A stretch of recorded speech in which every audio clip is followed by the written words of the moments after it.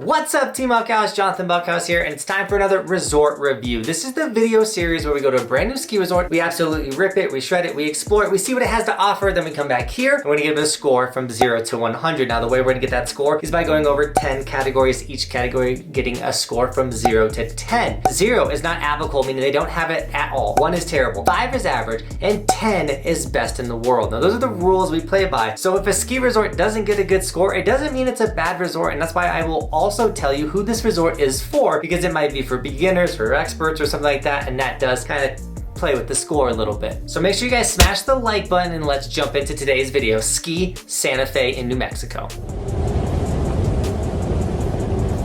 Now, Ski Santa Fe has an elevation of 12,075 feet, a vertical drop of 1,725 feet, 660 skiable acres, and gets an average snowfall of 226 inches a season. And thankfully, we showed up on one of those snowstorms and we had a really good day there.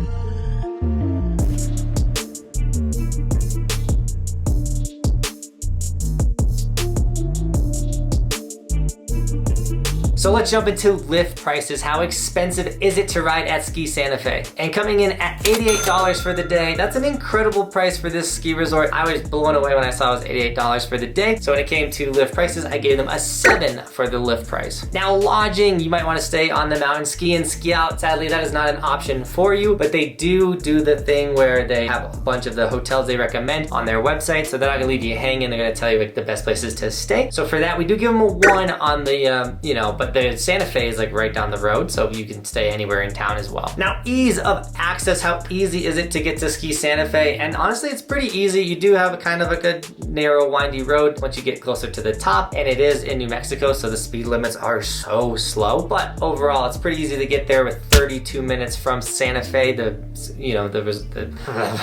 city. So I gave them a 6 when it came to ease of access. You're gonna have no issues getting to this ski resort.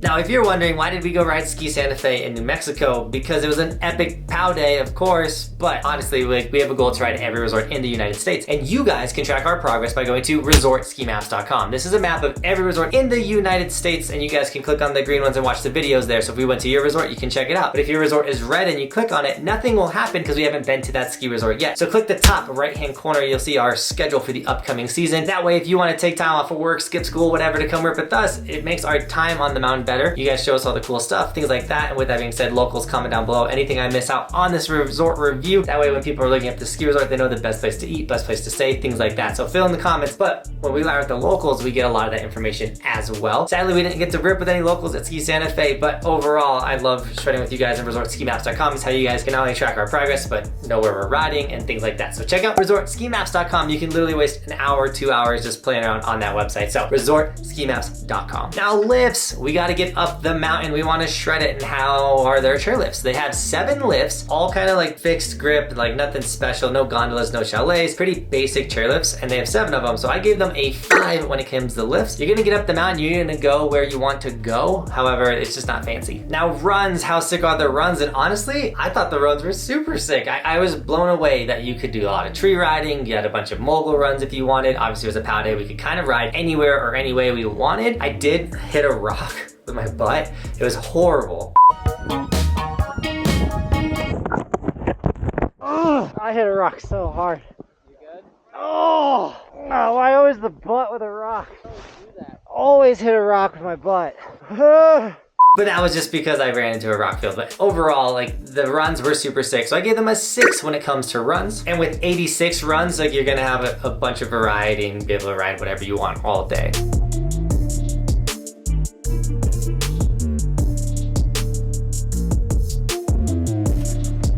When it comes to the terrain park, you're gonna be pretty limited. We ran into one park section with one box, and it was like the tiniest thing, and it was terrible, a 1. Like, if this resort put in a park, it would do so much better. Ski Santa Fe, if you see this, throw in a good park, like a good medium-sized park. You guys would do like so much better. And if you guys wanna do better on the mountain, this is guaranteed to improve your riding. Snag an Evolution sticker, and if you're a skier, we do have all of our merch in the ski version of the Evolution sticker. But snag the sticker, throw it on the side of your helmet, let everybody know know you are a part of Team Buckhouse. The best part about when I see you guys repping the stickers is I get to come up and say what's up to you. Yo, little dude, that is a sick sticker. What's up? That's the sickest sticker. What's your name? Oh. So snag any of our merch, and if you do, guys, tag me on my Instagram. I'll give you guys gear and sticker shoutouts in the vlogs, and it's also how we do this traveling and all this stuff for a living. So thank you so much, guys, for the support with the stickers.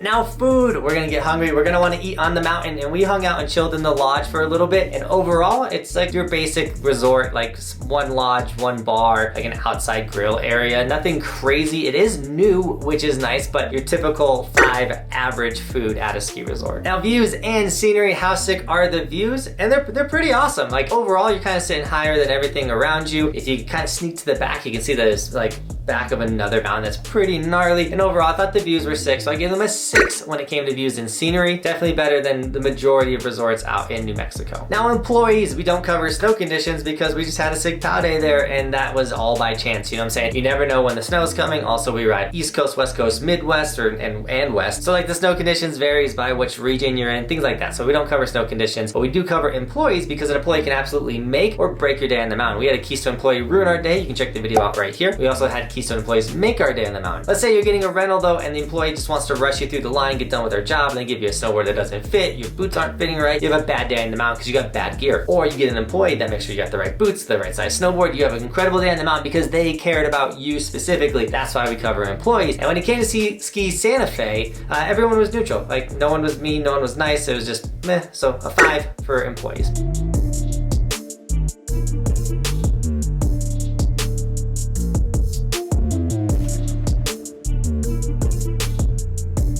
Now the last category, the would I go back factor, because if I wouldn't go back to a ski resort, why would I recommend it to you guys? And when it came to ski Santa Fe, I gave them a 5 on the would I go back. I really enjoyed it, and if I end up ever being in Santa Fe in the winter, I'm definitely gonna go back. It was a good time. Overall, I hope to have another pow day there. That definitely made the day better. But overall, yeah, ski Santa Fe was sick, I'd go back. Now if you enjoyed this video and you wanna watch any other resorts that I reviewed, maybe I reviewed your ski resort, you can check out the resort review playlist right here, or you can go back to resortskimaps.com. We have all of the resort reviews in order and everything. You can check that out and see how this resort compared to other ski resorts that we've reviewed as well. Now the score, from 0 to 100, what did ski Santa Fe got? Subscribe. A 47, which is not bad. A 47 is 3 points under average, but overall this resort is awesome. It's great for being right next to Santa Fe. So if you're a local, this is a great place for you to go ride and rip and stuff like that. So who is this resort really for? I would say families, you know, that almost past beginner, like intermediate families, and for the rider that wants to just ride the mountain, doesn't care about park, wants to ride trees, wants to do runs, hit some moguls. That's who this resort is for. Hopefully they do install a really awesome park, and then we can now say this resort is for park riders, but it's not it. So with all that being said, Team Buckhouse, thank you so much for shredding with me today, and as always, thanks for watching. Keep evolving. We'll see you tomorrow with another video, because it is daily on this snowboard channel.